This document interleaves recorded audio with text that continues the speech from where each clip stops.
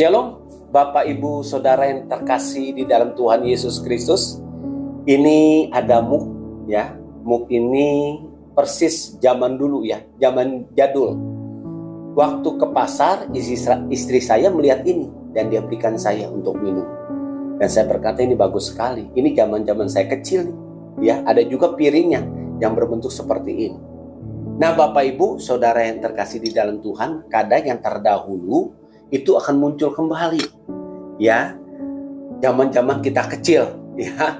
Kalau dulu kita bermain yang natural ya, seperti kalau anak wanita perempuan main karet, kalau anak laki-laki main kelereng, main petok kadal yang dipukul seperti itu ya, pakai rotan ya, terus main dampu ya, yang lompat-lompat seperti itu. Nah, itu zaman saya kecil. Tapi ketika ada di pariwisata, saya melihat permainan ini dimunculkan kembali. Dan saya ingat, waduh, ini permainan zaman-zaman saya kecil. Gitu ya, seperti itu. Nah, sekarang ini dimunculkan bukan hanya permainan, tapi juga banyak hal, baik baju, celana, sepatu, ya, juga peralatan rumah tangga. Itu yang zaman-zaman jadul dulu, zaman dulu itu dimunculkan kembali.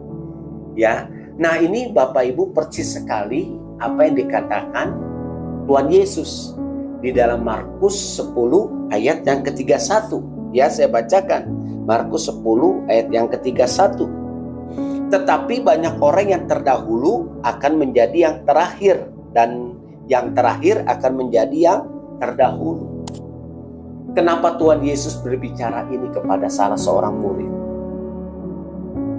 Saya berkata, Tuhan, ini apa maksudnya? Nah, ini Tuhan kasih pengertian tentang keselamatan yang Tuhan sudah berikan buat kita, buat saya dan buat Bapak Ibu semua. Ya, kemarin kita memperingati sengsara dan kematian Tuhan Yesus. Terus kita kemarin Minggu merayakan Paskah, ya, yang artinya kita mengenang akan pengorbanan Yesus Kristus di atas kayu salib untuk menebus setiap dosa-dosa kita.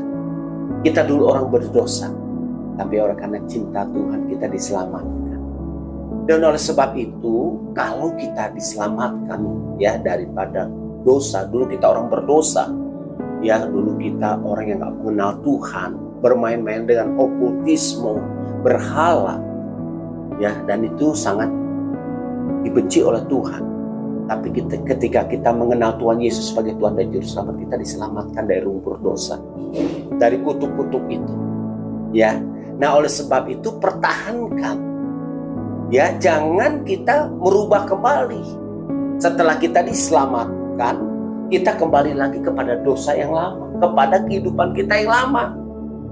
Ya, karena kita menganggap kekristenan itu susah, sulit, banyak aturan. Enggak, kekristenan itu simpel Bapak Ibu. Simpel, asal kita mengerti yang dikehendaki Tuhan. Ya, jadi kalau engkau berbalik lagi kepada dosa-dosa masa lalu, hidupanmu yang lama, apalagi sampai meninggalkan Tuhan, murtad, ya, atau muntaber, mundur tanpa berita. Ya, itu nggak boleh. Tetap kita pegang keselamatan itu dalam kondisi apapun. Ya, sampai Tuhan Yesus datang kembali kedua kali di awan-awan yang permai menjemput orang percaya, menjemput saya dan Bapak. Ya, penting sekali.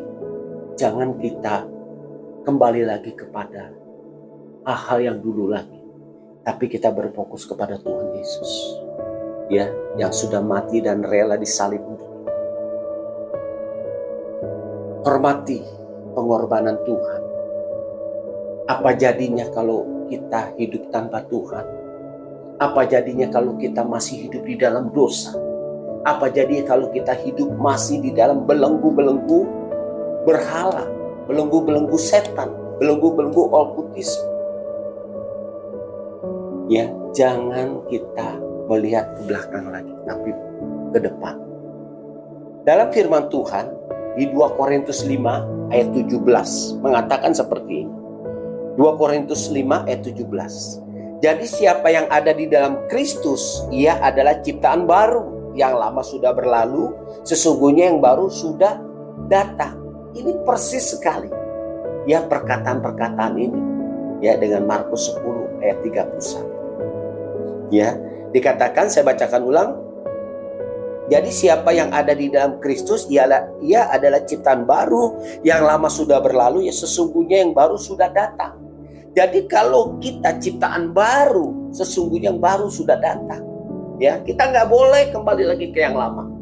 Ya, oleh karena faktor, ya mungkin kau belum menikah, ya ketemu orang yang tidak seiman, maka engkau mengikuti, ya orang tersebut. Apakah itu sebagai calon istrimu, apakah itu sebagai calon suami. Ada yang berkata, Pak Yogi gampang kok. Nanti kalau saya sudah menikah, saya bawa dia ke gereja. Pasti dia mengenal Tuhan Yesus. Saya berkata, nggak semudah itu Bapak Ibu. Nggak semudah itu. Justru kalau engkau tidak kuat, engkau akan ke bawah.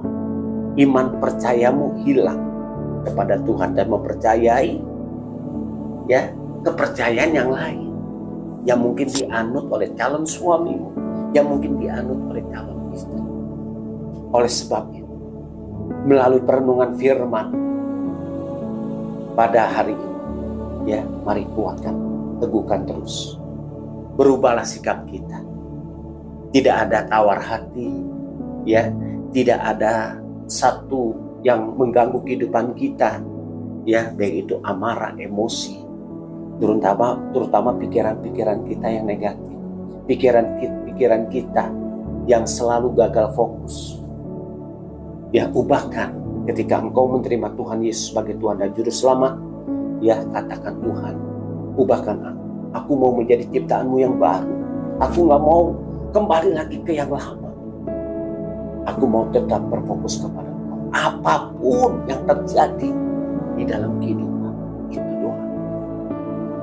Doa saya, jagalah iman percaya kita kepada Tuhan Yesus. Karena sebentar lagi dan gak lama lagi Tuhan akan kembali menjemput kita.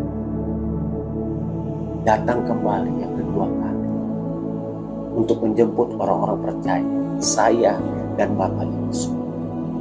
Tetaplah kuat di dalam Tuhan, tetap semangat dan tetap andalkan Tuhan Yesus memberkati.